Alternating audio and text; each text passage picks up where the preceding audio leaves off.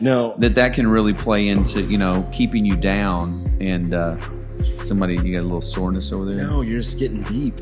I'm getting deep? You're getting is that what deep. it is? Yeah, you're getting deep. That's actually another problem I've been having. What do you think about Segue Verde? Who?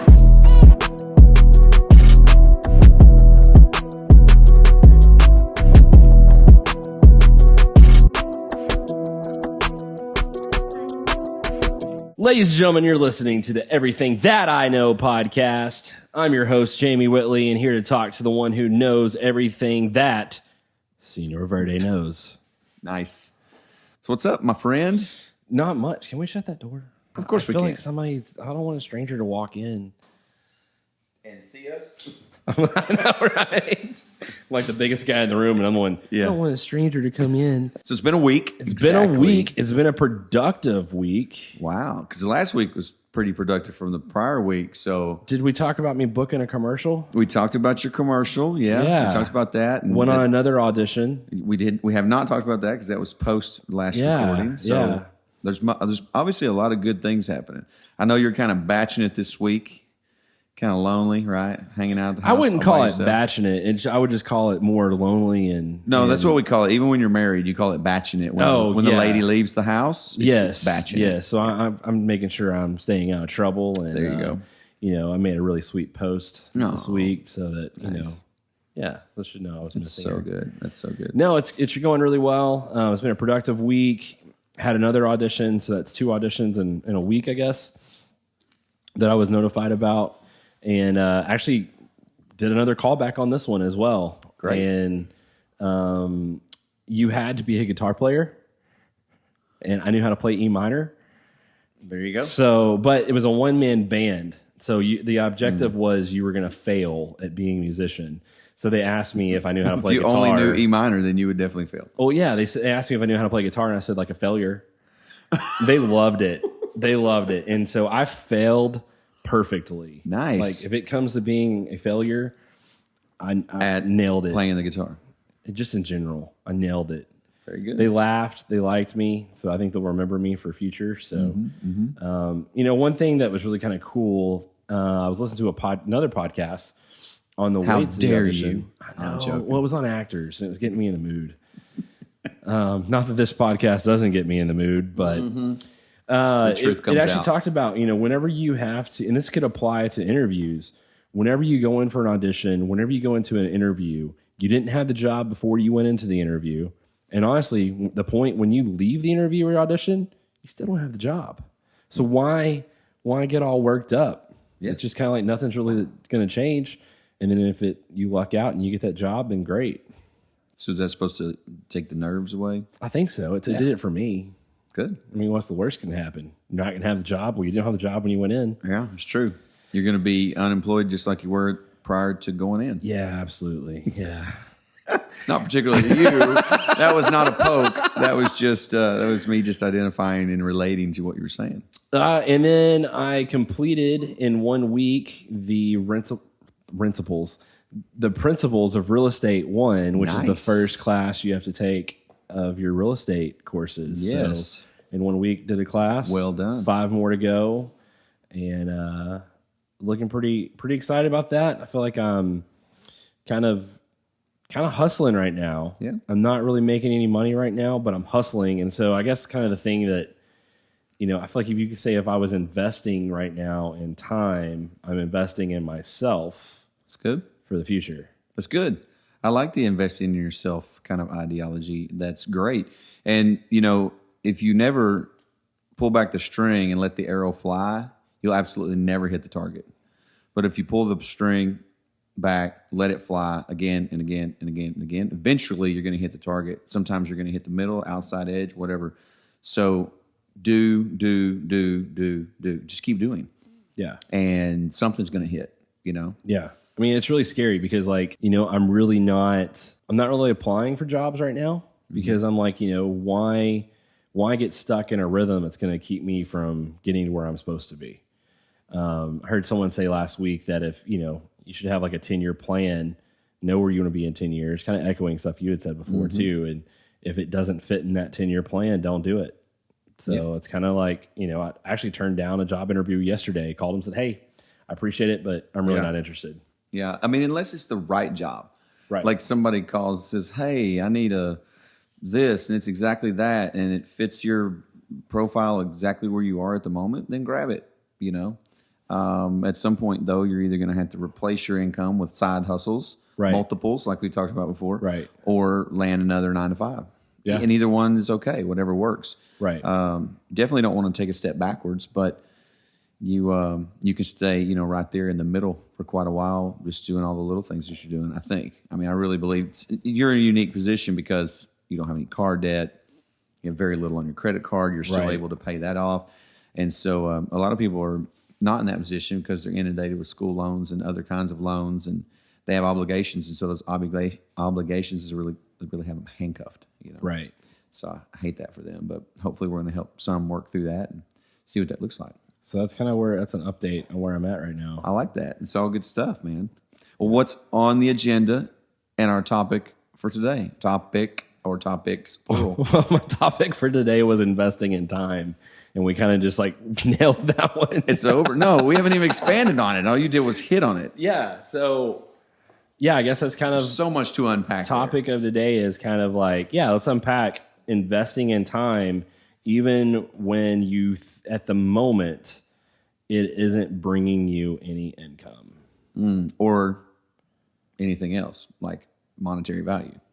Right. So, for example, right now I'm knocking out my real estate courses using this 8 to 5, time frame because I do have some money coming in, thankfully, from a severance. So I'm, working on my real estate courses. I'm not wasting that time sitting on the couch binge watching Game of Thrones because it's over and I was caught up. Oh God. Yeah, here we go. Keep going. But I have really no desire to find enough. I sat down to watch something the other day, and you know what kicked in? Analysis paralysis. And you were like, I'm done. I'm out. Yeah, I'm out. I'm gonna do something else. That's good. I didn't even start anything. I can see you putting the remote down and investing. So investing some time into yourself, like you've got the real estate thing. Most people out there aren't really jumping into real estate and taking their classes and getting ready to go, right? But what else can you do? And so many different things come to mind. I mean, first thing, because we're doing this, I think podcasting.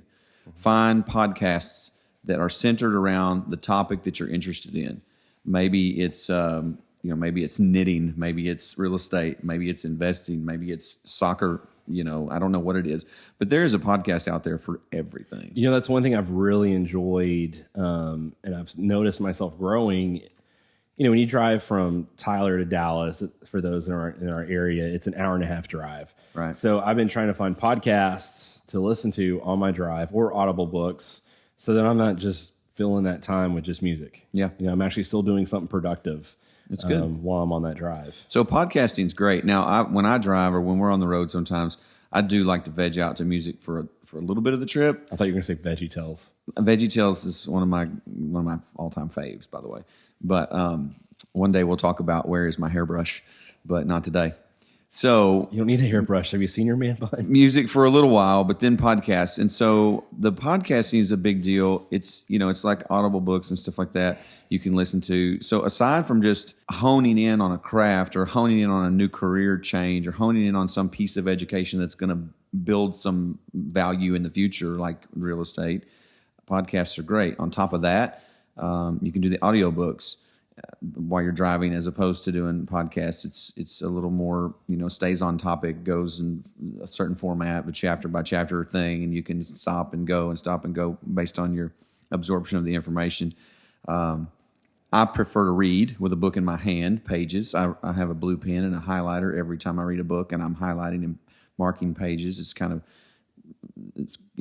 like who read this book? Was it a madman? Because there's so much on, and I'm not adding to the book. I'm adding notes and talking to myself with the notes, and even talking to future generations. I'm pretty pumped about one day my children or whoever inherits my library and seeing all these mad notations inside the margins and funny things like that. That's a good point. You need to probably go ahead and stamp your books, every single one of them.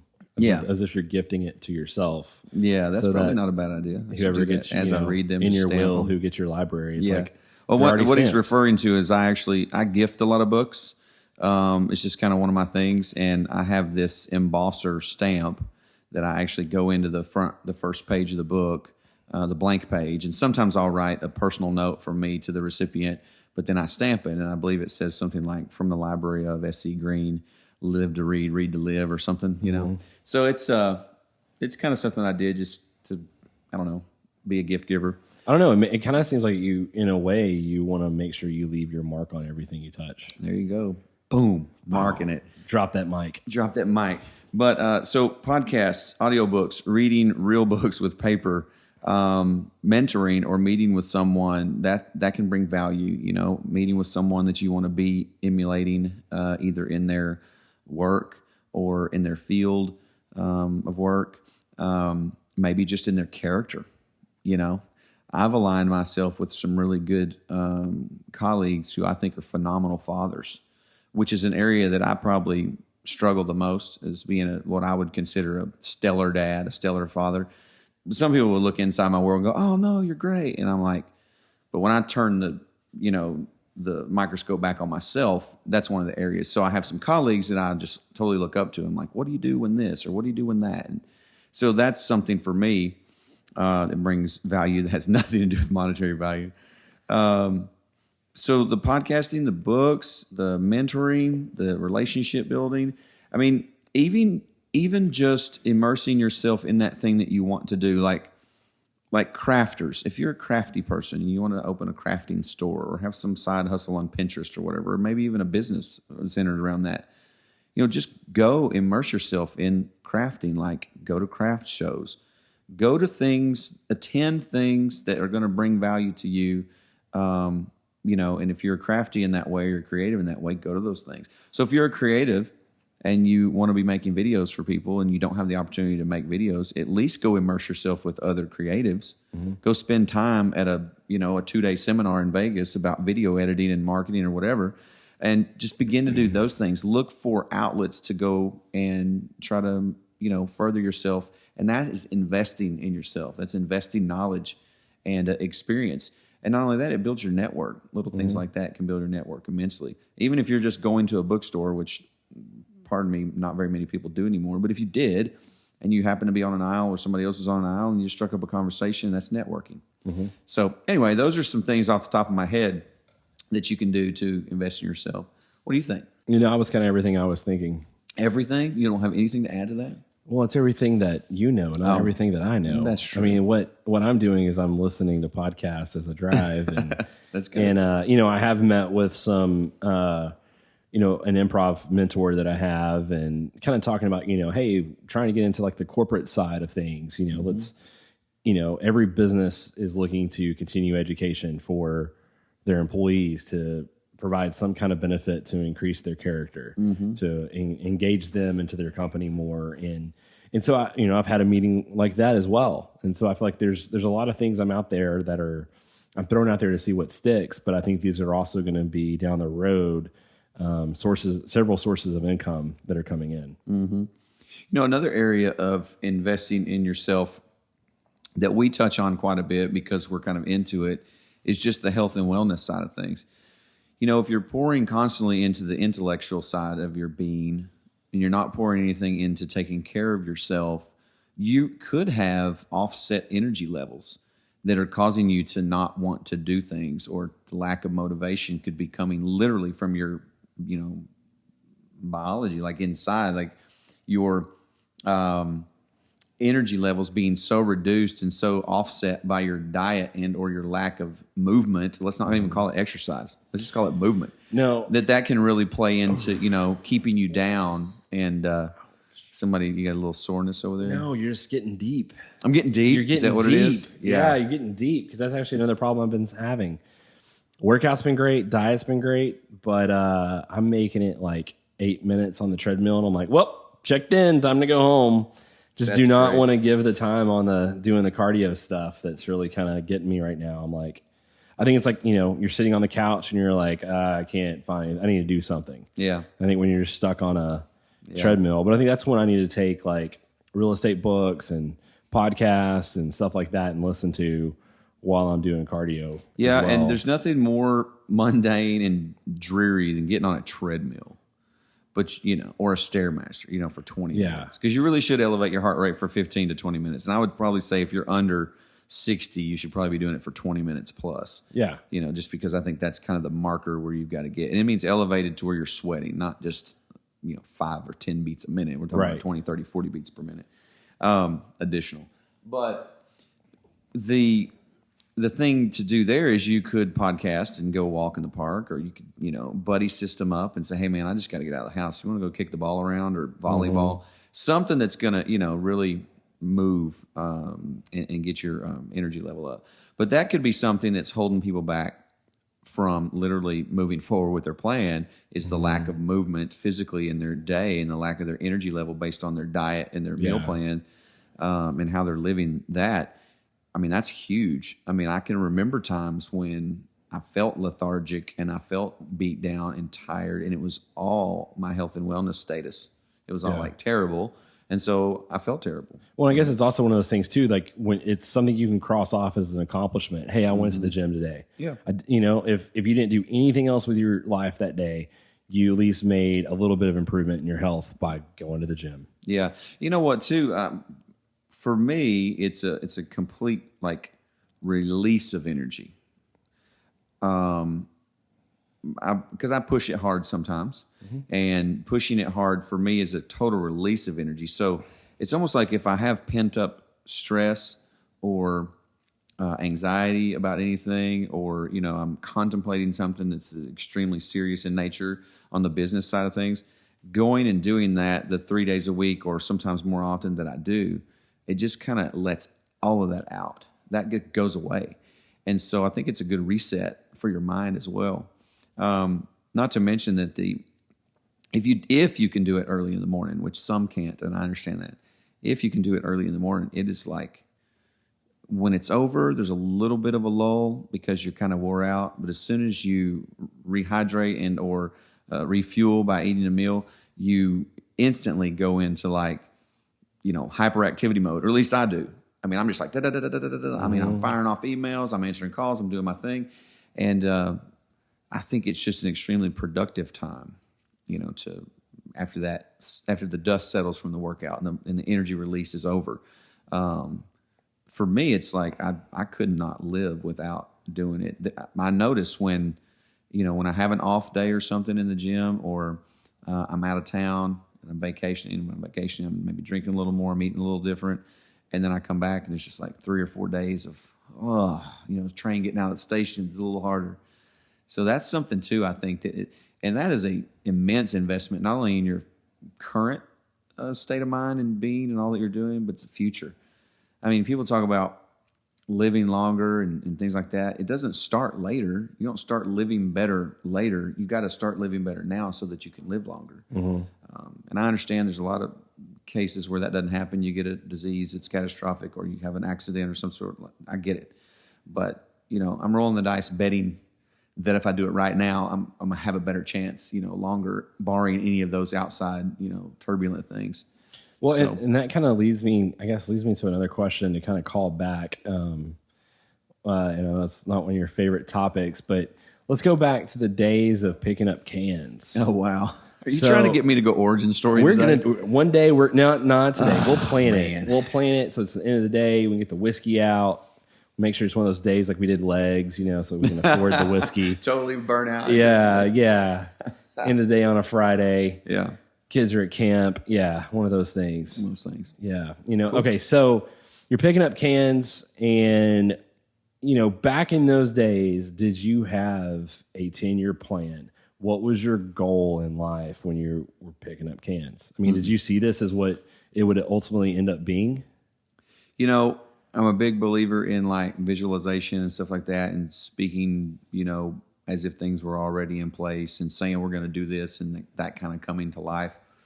I've always kind of been bent that direction a little bit. So was I lofty on myself and told myself when I was picking up cans, one day I'm going to have this house, this big house, or this whatever? Of course, I was young 20s and high on my own supply, and, I was meek enough and humble enough, I guess, to stoop down and pick up cans in order to further my vision for myself. But I had a skewed vision of what that looked like. It was all about success. And we talked about this morning, didn't we? In that one interview, it was we had a sit down with a guy in Austin a couple of weeks ago. We're going to be posting some of that today. I talked about 10 years ago, I was still on that money train. I was chasing those things. And so from the time I was picking up cans until even just 10 years ago, that whole span of, what was that, probably 15 years or so, I was chasing the money.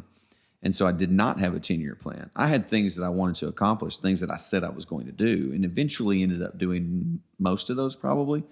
But the goal was the success, not where it is now, where the goal is longevity and leaving legacy and bringing as many people along as possible. So I would say that I did not really have a written out or strategic 10-year plan like I did 10 years ago when I really started. Now I'm that far ahead. So no, I didn't have that, but I had a vision and I had direction, just didn't know how to map it out. So yeah, and I guess this is kind of maybe this is kind of like a catch up for people who maybe just now started listening to us also. So I guess we can kind of go back and talk on another topic real quick that kind of segues into is, you mentioned that you used to be money focused and now you're not. Do you think someone who is essentially in my position or someone who's right out of college and they're, instead of them thinking money focused, what do they need to be focused on? So let me clarify money focused real quick. Okay. 'Cause I don't want people to think I'm anti-money or success. When I say money focused, I mean money beyond survival. Money beyond taking care of my immediate family and my needs to the tune of a comfort. That's the money that you have to have, right? I'm talking about the money that you don't have to have. Like baller status. Baller status. That's what I'm talking about, right? Yeah. Like jets and the yachts and the watches and I'm not into that. Never have been really, like from afar. Oh, that's cool, but right. So when I say I'm not money focused, I'm focused on earning a living, but I'm not focused on that big thing, that ethereal thing out there that most people attain or think they will attain, and it's going to bring them wholeness. Because I don't believe that that's what brings you wholeness anymore. I used to think that. I don't anymore. It's my opinion. So now to me, it's the legacy that I leave behind. It's how do I, raise my children to be good citizens of the world? How do I bring more people along so that they can be afforded the opportunities? I'm not like buying people into success. I'm not saying, come along beside me and I'm going to make you rich. It's not about being rich. It's about growing as a human being, leaving a legacy yourself, and me having a part of your legacy, and so on and so on and so on.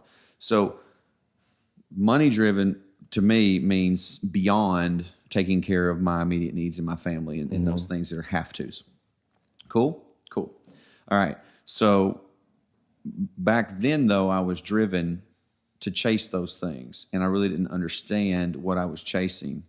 And all I knew is that I wanted to be successful, but I really didn't have a picture of what success looked like, So I think I got off topic there for a second talking about the money, but go back to your original thought. So if someone's not necessarily, like, for example, I want to be rich. Right. I want to make more than just getting by and living paycheck to paycheck. Sure. Because, that's what I've been doing, Yeah. And so I want to be able to go on a cool cruise or something like that, and have a nice house. I want better than just that. Sure. And so, but I don't know if that necessarily means that I'm not necessarily money driven, but I don't know what I'm trying to say. Well, I think what you're trying to say, you're equating rich with being what I would call monetarily successful. Yes. Like when people say the word rich, they usually have this picture of, maybe just money floating in the air and gold rings and watches and all these super fancy materialistic things, rich, right? But, you have to earn a pretty good living just to take care of a wife and children. Right. Like what I would call a comfortable living. Or if you don't, it's a difficult ride. It's a difficult world, right? And so that's I think most people are thinking rich, and what they're really talking about is the struggle to have just a little bit more so that they're comfortable, so that taking a vacation to go skiing with your family of 5 is not a financial burden. Right. That's rich to a lot of people. I mean, that's still rich to me. Right. But not getting on a plane, flying to the Swiss Alps for the weekend because you're rich. Right. That's a whole nother level. And so I think people jump over the first and try to get to the second, and that's where they miss it.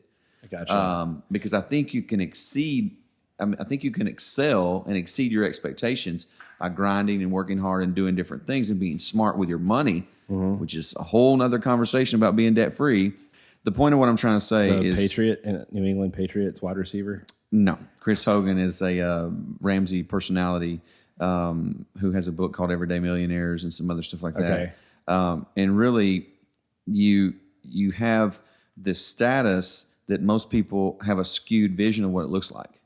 And so I think people need to just ratchet back their expectations and grow a little bit in the, what can I earn to get to that next level of comfort, and what does that comfort look like for me? Because it's different for everybody. And I see that because like I look at, like last night I was kind of doing some research, like what does the average Texas real estate agent make in Texas per year? I was actually blown away by what the average said. It's probably really low. It was like 39. Yeah. And I was like, I can do better than that. Yeah. That's average, right? And so, but I even look at it and I'm like, 6 figures. I want to do bigger than that, And so it's kind of like finding, okay. But 6 figures is $100K, right? Right. So you got 2 people in the household that work and make $50,000 a year. Yeah. Right. That's a whole lot more reasonable. True. So then if you think, well, I want to make $150,000 a year. Well, somebody makes 100, somebody makes 50, or both make 75. Well, we want to do 200. Well, both of you got to make 100. So what careers are around those, Right. So you can pull in $160K a year with a couple of people that are, nurse practitioner and, maybe a lawyer that does some things that, isn't really like super aggressive at $400 an hour, but doing some reasonable work. I mean, like, there's a lot out there. The problem is that most people that earn that kind of income have an extraordinary amount of debt beyond their income, and they can't service it. And so they feel broke, and they can't invest, and they can't grow to that next level of rich or whatever, right? Yeah. Because they have 2 cars, and they have a house they really don't need, and all these payments add up, and they just consume the income. There's nothing left to really do anything with. And so, again, people have to lower their expectations, maybe lower their lifestyle a little bit so that they can 10 years get to that spot that you're talking about. And that's all it really takes is just some discipline and, good work ethic. So, yeah.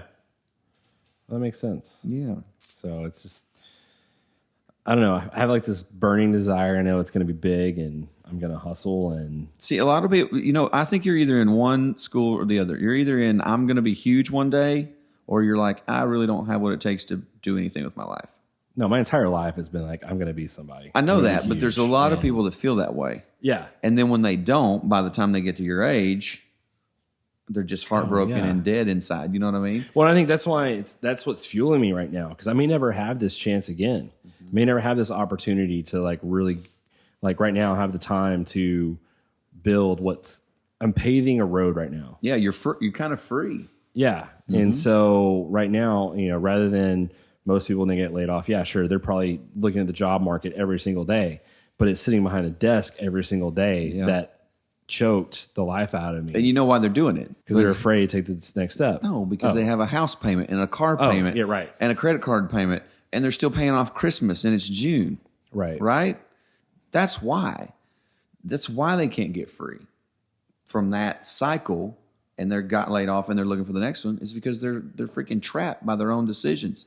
And so we've got to change fundamentally how we spend money and allocate money towards our lives and live really within our means and go from there.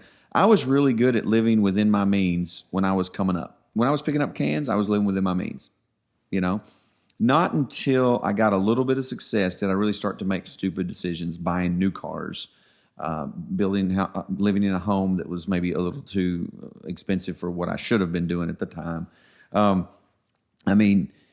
it took me a few years to accumulate that stuff and then face some really hard, difficult times when we talked about the market shifting in 07, 08, 9, and 10 and all that happened. man, you had to look in the mirror and be like, well, now I'm wired differently. I didn't give a shit what everybody thought about me having to give up the new ride or move out of that house, right? So I didn't care. Too many people care, and then they can't get out. I didn't care. So I was like, whatever, sell it all. I'll start over. Doesn't bother me a lick. It's the people that do care that can't get out from under it and trapped, and then they just go from one cycle to the next cycle to the next cycle, right? But I feel like there's a lot there that we could expand on in the future. You know, we've just talked about 7 or 8 different things all in that one little conversation, because it's debt, it's discipline, it's growth, it's freedom from the job. There's so many things in there that we could continue to unpack, and I think we will in more episodes. But you know, going back to the picking up cans part, if you scroll back in my Instagram feed, you'll see that post. And it really is one of those moments that I had when we first started this early on, and it took me back like a time machine. And I felt those emotions, and I had those thoughts, and it was like, wow, it really took my breath away. And so I think sometimes, I believe for sure, that we forget about our past too often, and we really have accomplished some things in our lives, but we discount them because we've just forgotten about them. They've been shrouded in time.